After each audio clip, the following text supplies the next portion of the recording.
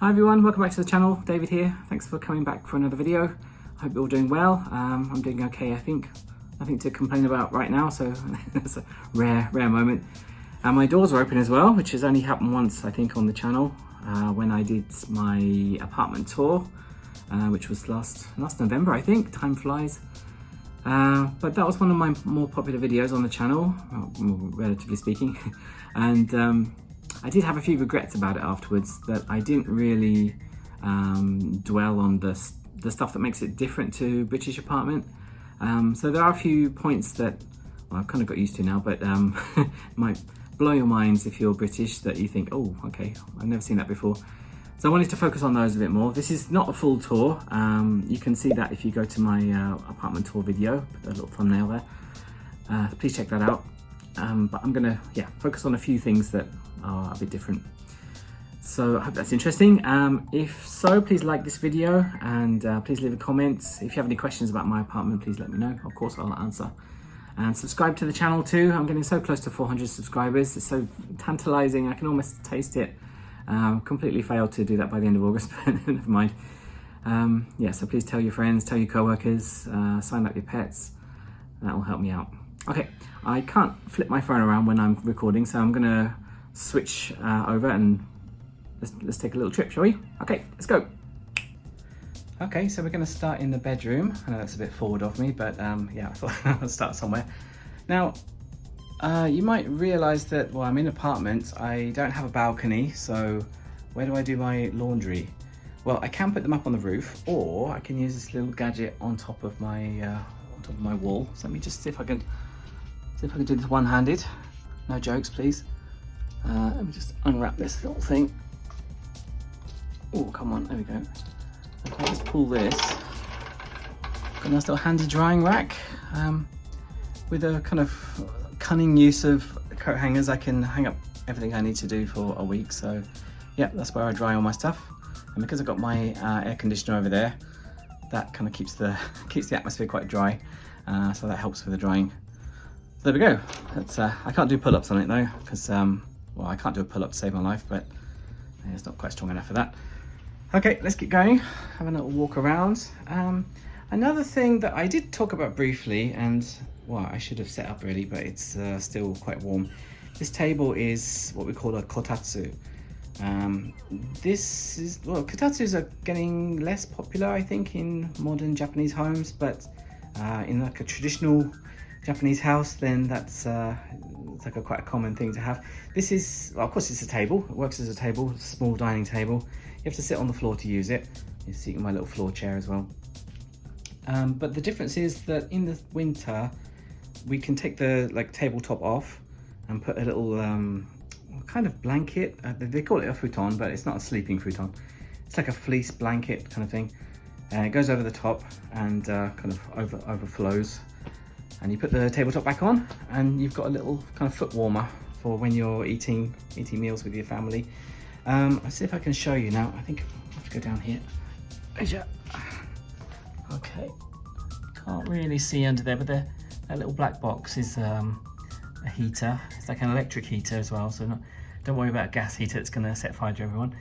I might show you that one day when it's back in winter. But yeah, that heats you up in the cold months. Of course, the cold months here don't really start until November or December, so we're still a little way away from that. Okay, let's go to the kitchen. There's a few things I want to show you too. I did briefly mention this. This is my gas heater.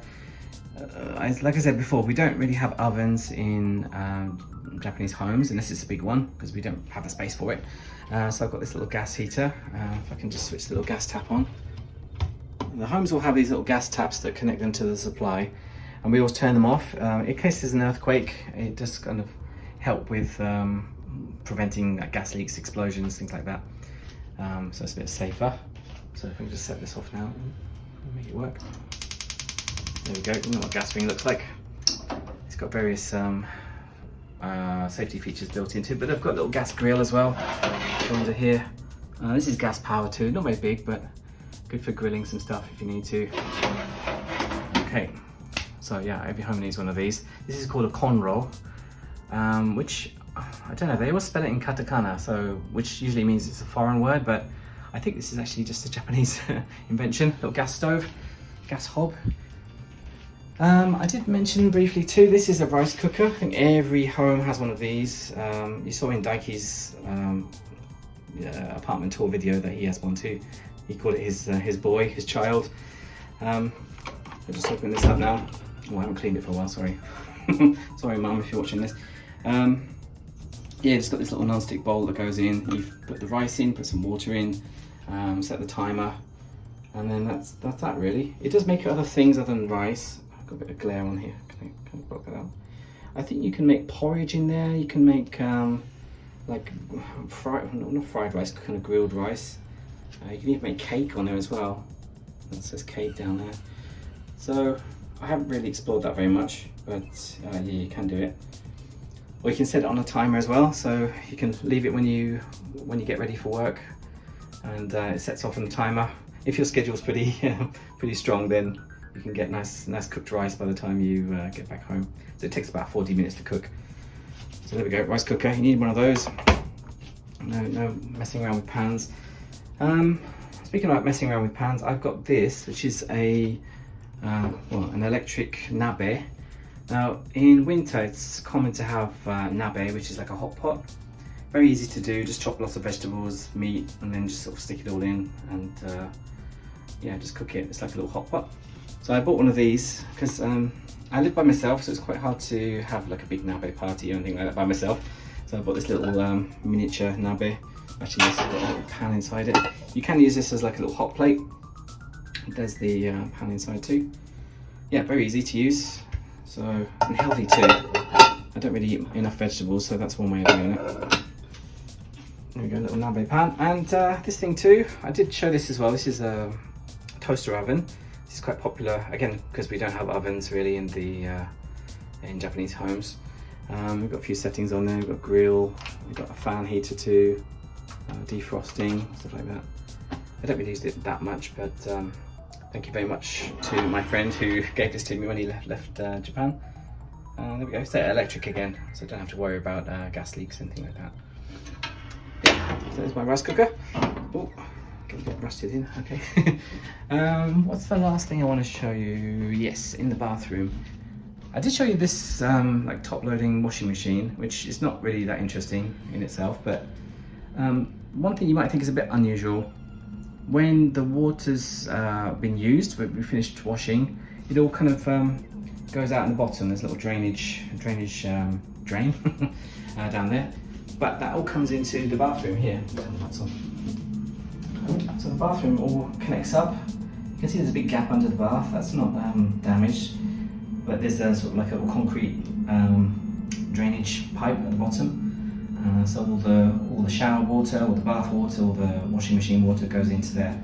It doesn't get on the floor though, so don't worry about detergent and stuff like that. Speaking of the bath, I did show this very briefly. I'm going to actually give you a demo. This thing can control the hot water. This talks to the hot water heater over in the corner. But you can actually run a bath automatically from this. So it's set on 40 degrees at the moment. And it does keep the water warm as well. So let me just, that's the one I think. Oh, there we go. Nice lady's talking to me. So there we go, just give it a moment. It's going to start coming out there. I'm not going to run a whole bath, obviously, that's going to be very boring. There it goes. Squash that down there. I'm going to gradually fill up your bath. You can decide how deep you want to fill it as well. And it keeps it warm as well. So perfect. Okay, I'm going to stop that because it's going to waste all water. You can stop. Okay. Easy. So people often have baths sort of every day when well, most Japanese people have a bath every day to recover from work. So that's about it really. Those are most of my secrets of the Japanese apartment. I guess the air conditioning is not really that exciting, but that's essential for Japan. The humidity is quite high, very high, and summer is consistently warm, even at night time. So you do definitely need one of those. But that's all. Hope that was interesting. I'm going to pass back to myself in a moment and yeah, I hope that was interesting. Let me know if you have any questions about it. Okay, thank you. See you in a moment. Okay, that's it, all done. Thanks for watching that one. That was interesting. Yeah, I thought I'd go over some of the more Japanesey items in my room, so hope that was interesting for you. Yeah, that's all from me. Let me know if you have any other questions about Japanese life or Japanese living. I talked about the rent already, so please watch that video before. I'll put a link at the end. But thank you very much. Please like, subscribe, comment, all that stuff, and I'll see you next video. Okay, thank you, bye.